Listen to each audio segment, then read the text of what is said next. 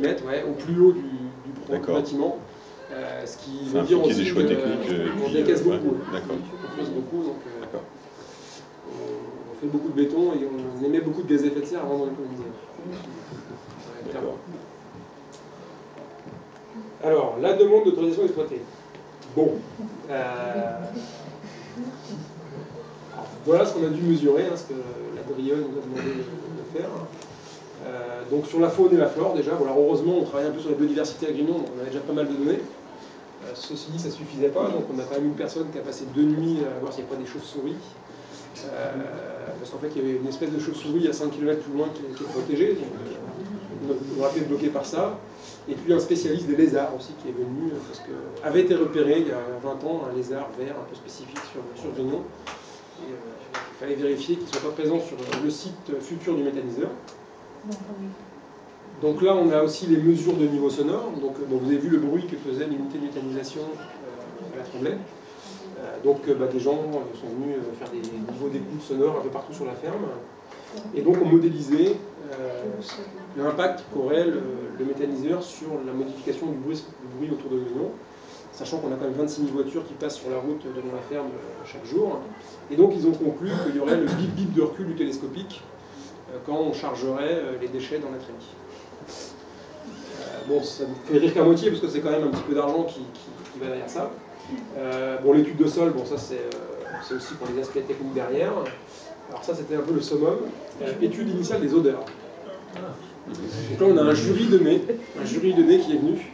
Alors je m'attendais à voir des spécialistes des odeurs, etc. En fait, pas du tout, c'était des étudiants. C'est des étudiants qui faisaient ça, un petit boulot à côté.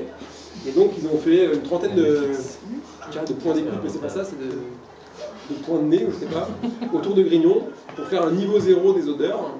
Et puis, 1 an après le fonctionnement du méthaniseur, ils devront refaire la même balade. Ce ne sont pas les mêmes, parce que bon, les étudiants ils sont plus là. C'est ballot, si c'est pas les mêmes. Bon, voilà. C'est pareil, ça coûte un petit peu d'argent. Est-ce qu'on vous a demandé une étude hydrologique? Oui. Bon, ça on l'avait, parce que bon, on travaillait sur ces questions-là. Et donc, après, c'est toutes les recherches qu'il y avait derrière sur les zones de protection, etc. Mais l'installation cassée, c'est lié au plan d'épandage ou c'est lié à l'installation? Sur l'installation, il y a les En fait, il y a 2 niveaux pour l'enquête publique. Une qui est liée à l'installation et le périmètre de 3 km autour, et une deuxième liée au plan d'épandage. Là, qui concerne toutes les communes où il y aura l'épandage.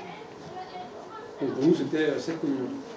Enfin 9, dont 7, non, c'était 9 communes, 2 ont voté contre, donc il en restait 7. Mais je suppose que les femmes de Grignon ont actuellement des fumiers des visiers à épandre, donc c'est pas pire d'étendre le digestat que... Non, clairement pas, non. Ça va se substituer. Tout à fait. On s'entend moins.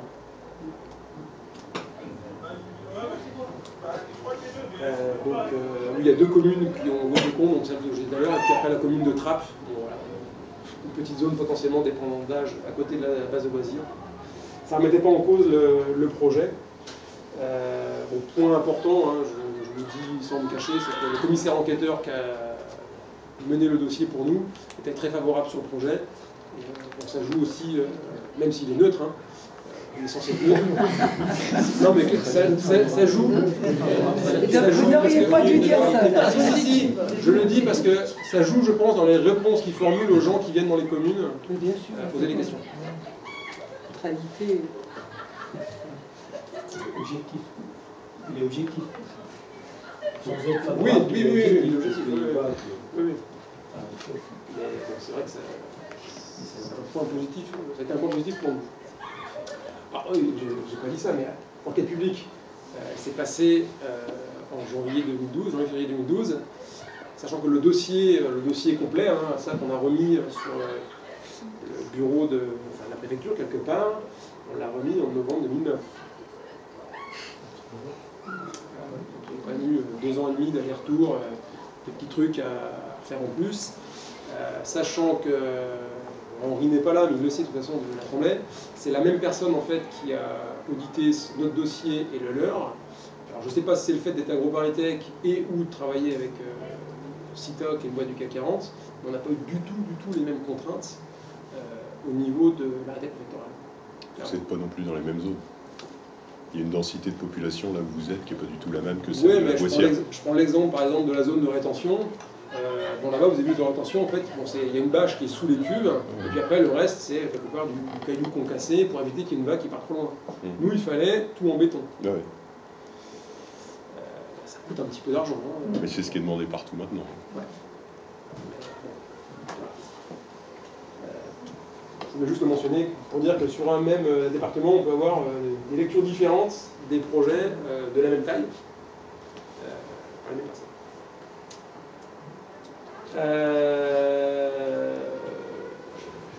Alors, bon, étude de danger, hein, ça c'est le gros boulot par rapport au risque explosif. Donc là, bon, c'est délégué à un bureau d'études spécialisé là-dedans. C'est pas tous les moyens de faire ça en interne.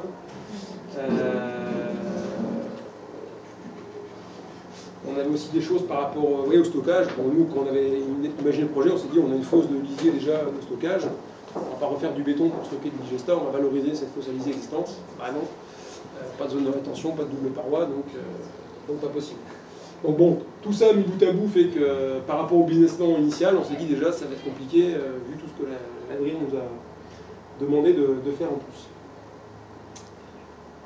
Alors, en parallèle, on a quand même fait des tests là, plus biologiques, techniques, sur les différents déchets qu'on pourrait traiter. Bon, c'est juste pour vous montrer un petit peu les cinétiques qu'on peut avoir. Tout ça, c'est fait dans des petites bouteilles, hein, dans les écuves, c'est pas compliqué. On voit les évolutions de production de gaz. Vous avez les lisiers ici. Ici, c'est des lisiers sur lesquels on a les eaux de lavage de salle de traite. Donc on voit les produits lessiviels qu'on utilise, hein, qui réduisent quand même le potentiel de production de méthane. Bon, vous avez différents fumiers. Alors vous voyez, le fumier de cheval, on en parle quand même souvent pour la méthanisation, mais c'est quand même celui qui est régulièrement en bas. Sachant que si on continue, hein, on arrivera à aller chercher du carbone, mais on sera sur des temps de séjour qui seront quand même assez importants. Et donc derrière, des tailles de cuves à amortir, un peu compliqué. Puis si on va un petit peu plus loin, on peut même prendre carrément de la paille. Voilà, ça c'est la paille ici. On est sur des cinétiques encore plus longues. Et là, bon, c'est juste un clin d'œil pour les éleveurs, qui ont beaucoup dans la salle. C'est l'ensilage de maïs, entre guillemets moisi, les bords de tas. En fait, voilà, le potentiel de carbone de ces maïs-là, c'est epsilon. Ça, c'est les déchets alimentaires qu'on voulait collecter à l'extérieur. Donc ça, c'est en fait des déchets de cantine qu'on a récupérés, qu'on a testés. Il y avait deux mélanges. Et ça, c'est de la pulpe de biodéchets. Donc là, c'est un mélange de... En gros, c'est un plat alimentaire moyen qu'on broie, et ça donne ça. Et là, on voit là qu'on a des cinétiques de dégradation quand même très très importantes. Et du coup, c'est ce genre de déchets qui permettent de booster la production de méthane. Et l'autre intérêt, mais qui peut avoir aussi une limite biologique derrière, c'est que ça méthanise très très vite. Et donc, pour le méthaniseur derrière, attention. Donc voilà, c'est un équilibre à trouver entre les différents déchets méthanisés. Alors ça, c'était l'implantation du projet, version 1.0, je dirais. Donc on a notre fumière qui est présente ici. On avait le digesteur, post-digesteur, cuve de stockage, les locaux de réception. Donc là, on était sur un bâtiment fermé en dépression par rapport aux odeurs. C'était une demande de la mairie tout à fait justifiée, je pense. Et puis des fosses de stockage, d'hygiénisation. Je ne sais pas si vous en avez parlé en cas juste, mais la réglementation a changé sur l'hygiénisation. Ça pose des questions très techniques, hein, mais hygiéniser du fumier avant méthanisation, c'est quand même pas évident. Et aujourd'hui, si on lit les textes et la lecture de la DGL, c'est ça. Comment on fait. Voilà. Puis là, on avait donc des containers en fait, pour la cogénération et les locaux techniques. Puis vous voyez, hein, les petits cercles, là, c'était au cas où par la suite. Imaginez grandir. Alors, page blanche, pourquoi? Page blanche, pourquoi? Bon, l'enquête publique se passe bien, on arrive au mois de mars-avril, on n'a pas encore la date pour passer en CODER sans préfecture. Mais on se dit, bon, ça s'est bien passé, donc maintenant, concrètement, il faut qu'on se mette en ordre de marche pour la construction.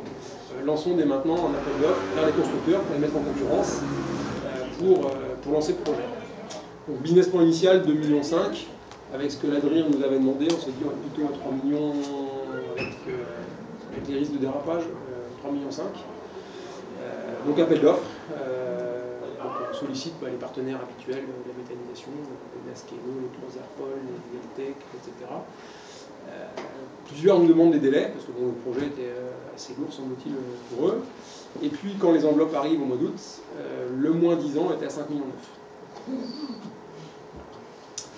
Donc, bon, à 5,9, on s'est dit on peut gratter 10-15% de meilleur dégâts en négociation, en retirant des petites options à gauche à droite. Sachant qu'on avait voulu l'équiper aussi en outils un peu expérimentaux, parce que derrière, pour nous et aussi pour Suez d'ailleurs, hein, c'est bien l'idée d'un pilote, c'est d'aller l'équiper pour faire des mesures fines et faire l'expérimentation derrière. Mais bon, on s'est dit, même si on enlève 10 ou 15% des 5,9 millions, on est en dehors des clous, donc deux solutions, soit très bien, on a bossé pendant 4 ans et puis on s'arrête là, soit on redimensionne le projet pour que ça passe. Donc on a pris la deuxième option.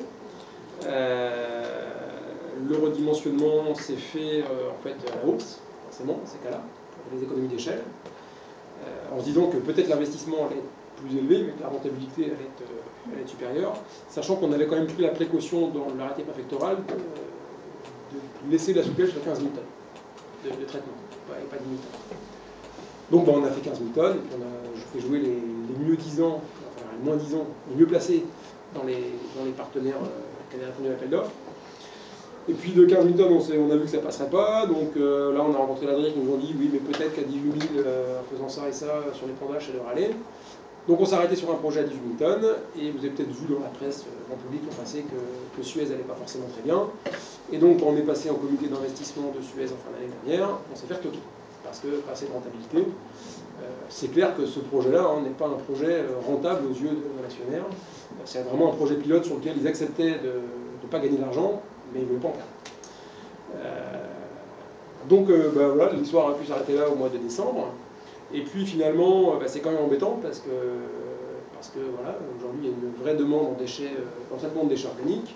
En Ile-de-France, il n'y a pas beaucoup de méthaniseurs, pour l'instant. Nous, la ferme de Grignon, c'est une thématique qui nous intéresse en lien avec l'énergie positive, donc on a repris le dossier. Et où en sommes-nous aujourd'hui? Alors déjà, on est avec une autre filiale qui a intégré le projet pour augmenter les capacités d'investissement. On est parti sur un projet à 27 000 tonnes, valeur aujourd'hui. Alors je parle avec beaucoup de guillemets et de pessimisme, parce que je ne suis moi-même pas convaincu